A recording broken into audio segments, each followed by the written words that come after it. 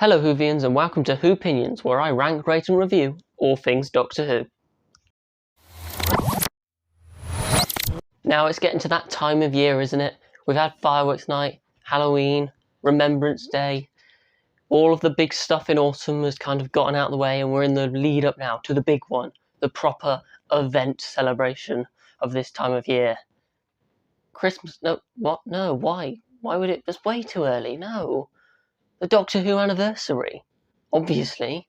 23rd of November, every year, we mark the anniversary of the first ever episode of Doctor Who, all the way back on November the 23rd, 1963.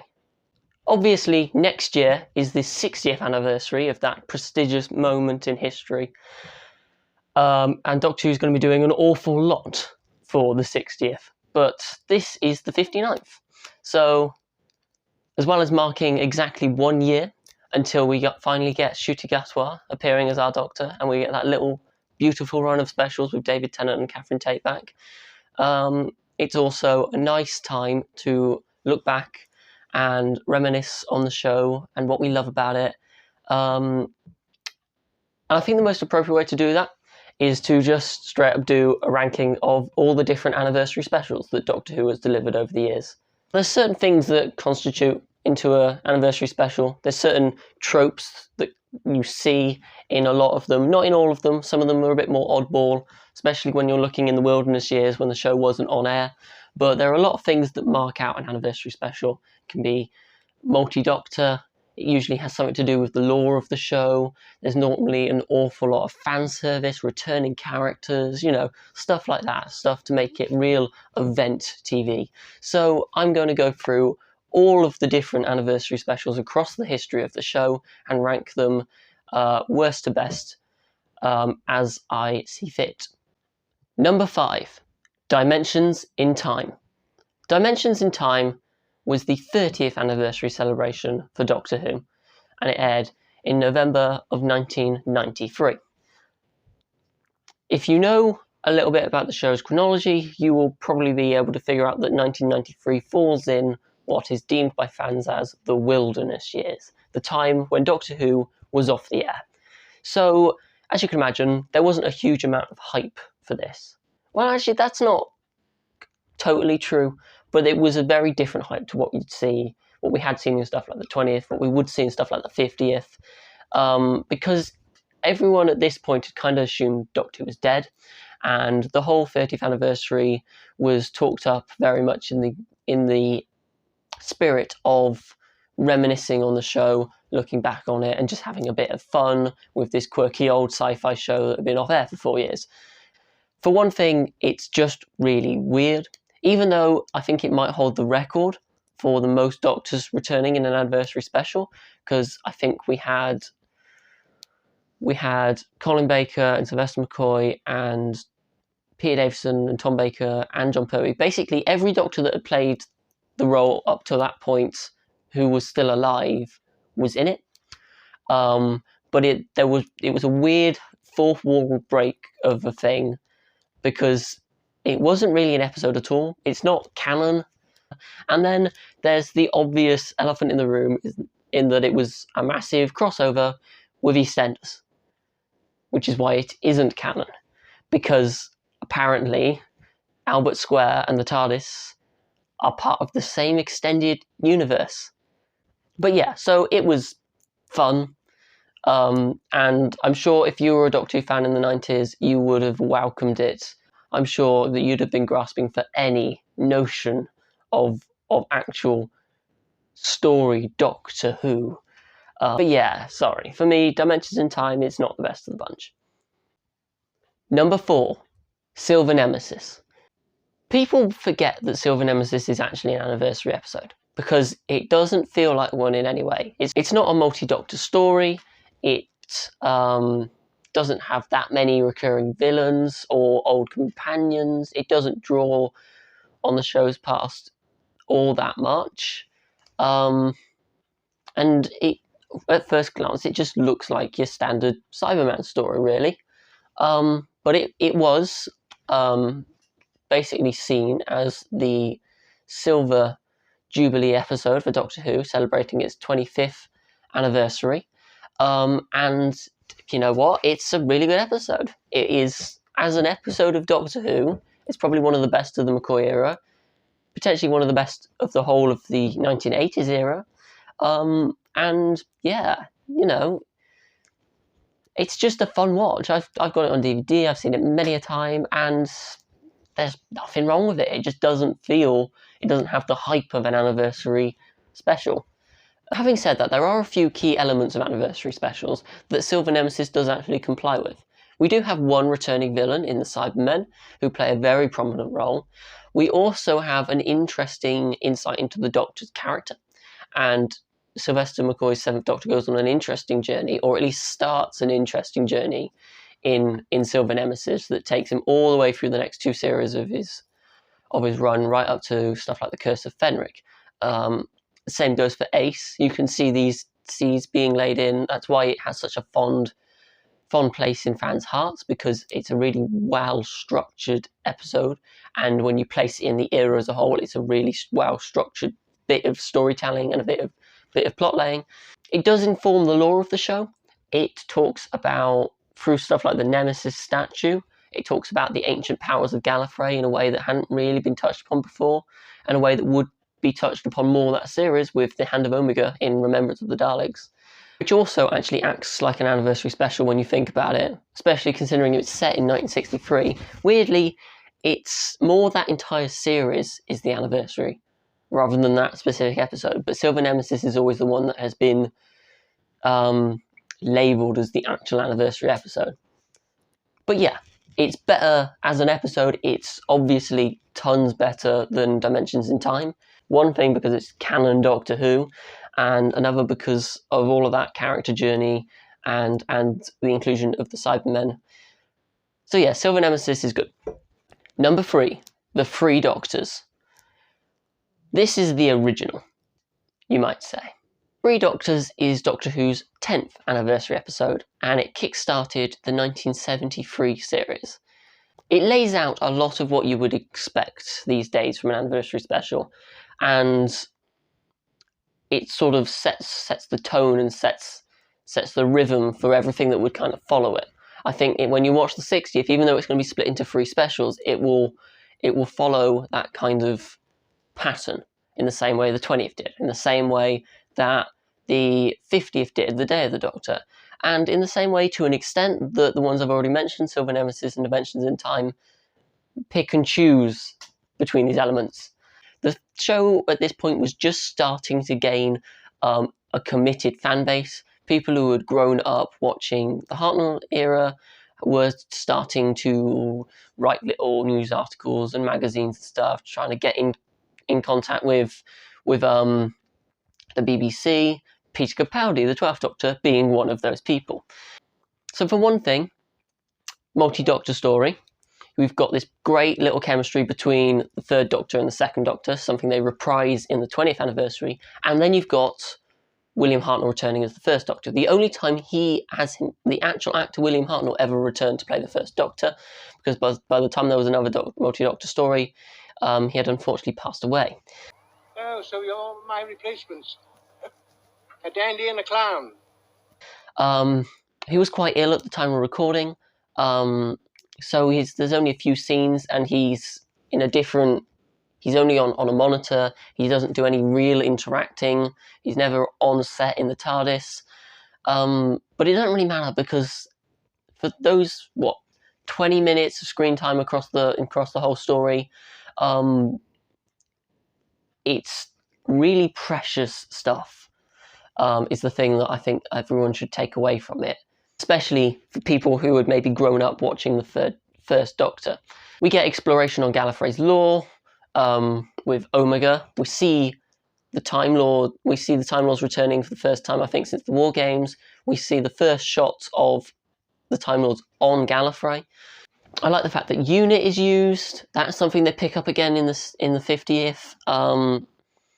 And it's really appropriate for the time. It's a really good UNIT story, and it's a really big turning point in the 3rd Doctor's journey. Of course, at the end of the story, he wins back his freedom from being on exile on Earth, and it sets out a whole new era for the show that allows his Doctor to blend in much more seamlessly with Tom Baker's Fourth Doctor. It's just a really interesting, different story. Nobody really knew how it was going to work. It was the first time they tried something like that, and it really paid off. And it is really the blueprint for basically everything that's come since. And it's not half bad. Number 2, The Five Doctors. The 20th anniversary was something quite unparalleled in Doctor Who. 1983 was a big year for the show. There was significantly more hype than there had been for the 10th anniversary, even though that had been big. The 10th anniversary had been included as part of that year's series. It was just the opening story for season 10, for the series that was going on air in 1973. And it just, they chucked in a few extra elements just to pay homage to the show. But The Five Doctors is a different beast. And it's much more in line with what we saw in Day of the Doctor in 2013 with the 50th, because it's put on its own. The series aired in the spring, and then you've got this big long wait building up to the 20th anniversary, which aired on the 23rd of November 1983, right on the dot, on the anniversary date. Over the summer, there'd been conventions, there'd been things set up in the Doctor Who exhibitions in Longleat and Blackpool. Peter Davison and the rest of the cast, they'd all gone on tours and stuff. John Nathan Turner had been talking about it. It was the first time the Doctor had really tried to put itself everywhere. We'd had the Tom Baker years. The show had seen success, the likes of which it had never seen before, and now it was in a really fresh, exciting place with Peter Davison, who had just completed his second series. And it had been an absolute rollercoaster of a series. We'd had a return of the Black Guardian, and had a really neat arc there. We'd had a new companion come in, a companion leave. We'd had the Brigadier come back, who would of course come back again in The Five Doctors. The episode itself is a really strong episode. It does everything that the 10th did, but I think it's slightly more refined in most elements. You got an evil Time Lord again, that brings the Doctor back to Gallifrey. Gallifrey, of course, has much more lore attached to it now, through what had happened in the Tom Baker years. But we managed to attach even more lore onto it, and it all makes sense. So Barusa, the president of the Time Lords, has been basically goaded by avarice and stuff to try and steal immortality from the founder of Time Lord Society, Razalon.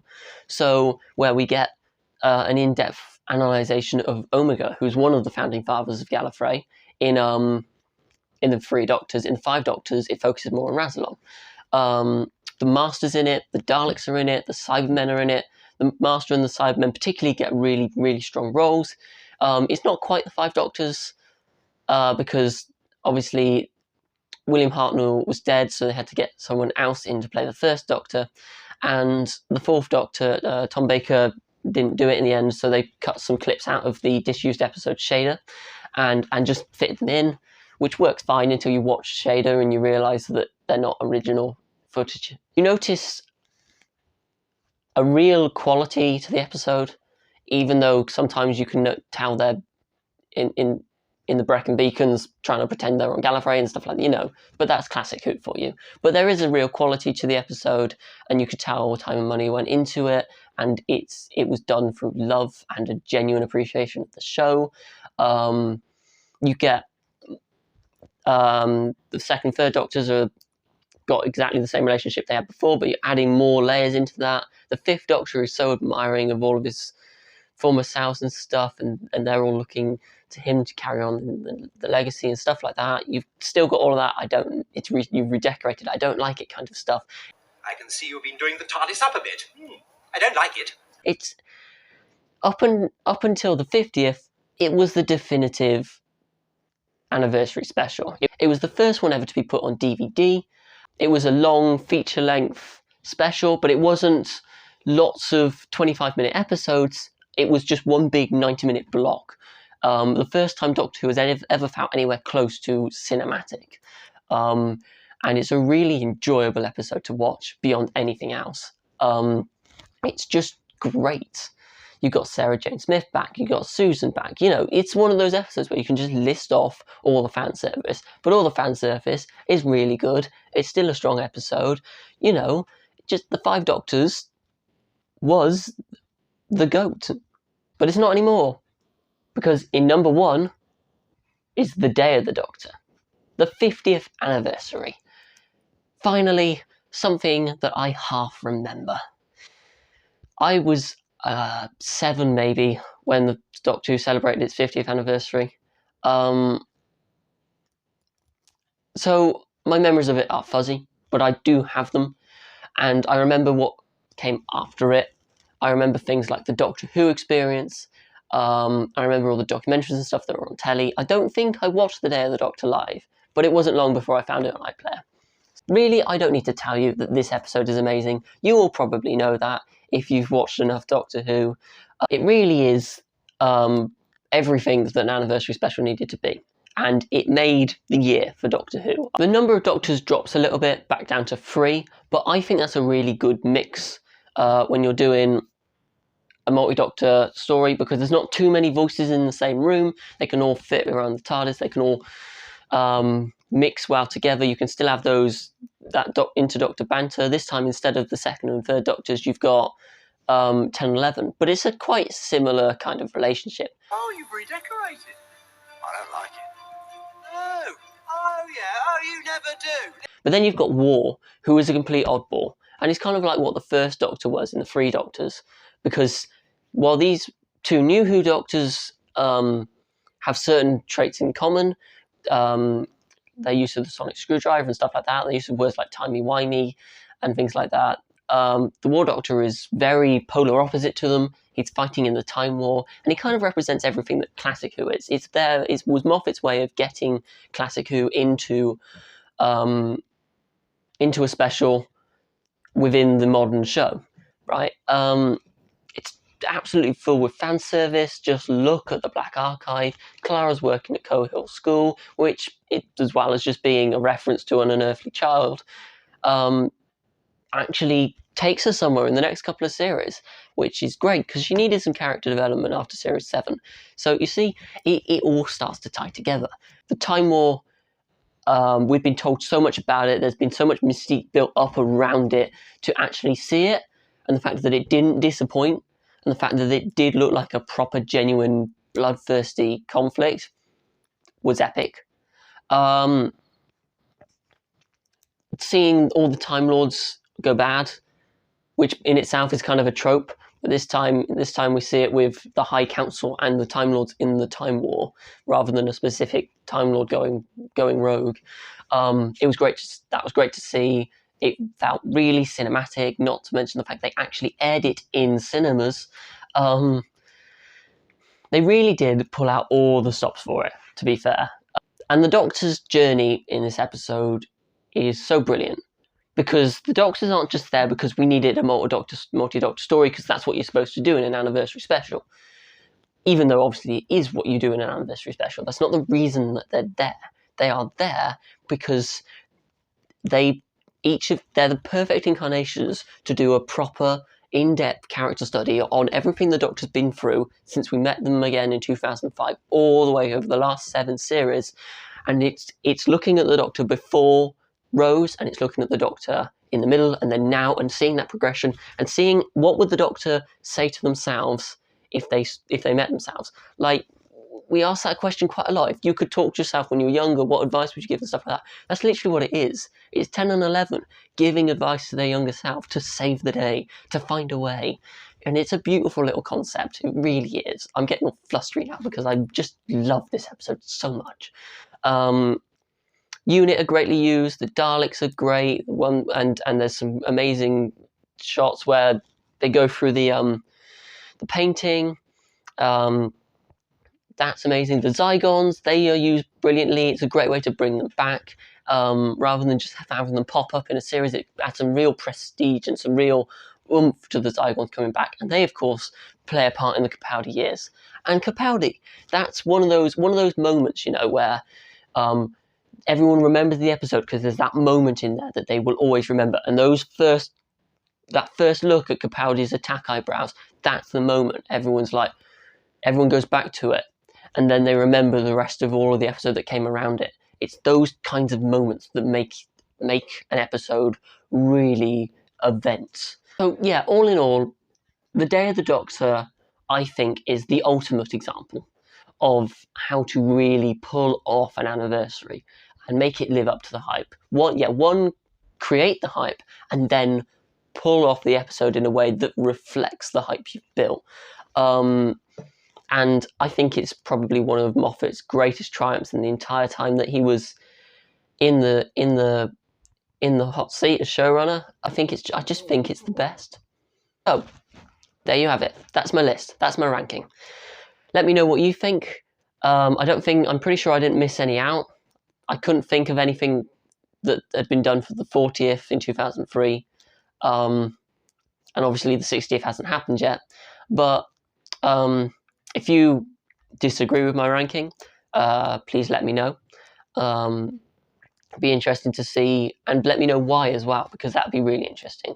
Because I do love basically all of Doctor Who, and there's nothing on here, especially in this list, that I really think I don't like. And to be fair, if you told me that you preferred the 5 Doctors to the Day of the Doctor, I could probably see why. Especially if you maybe of a generation that grew up in the 80s, grew up with Classic Who, I could totally see that.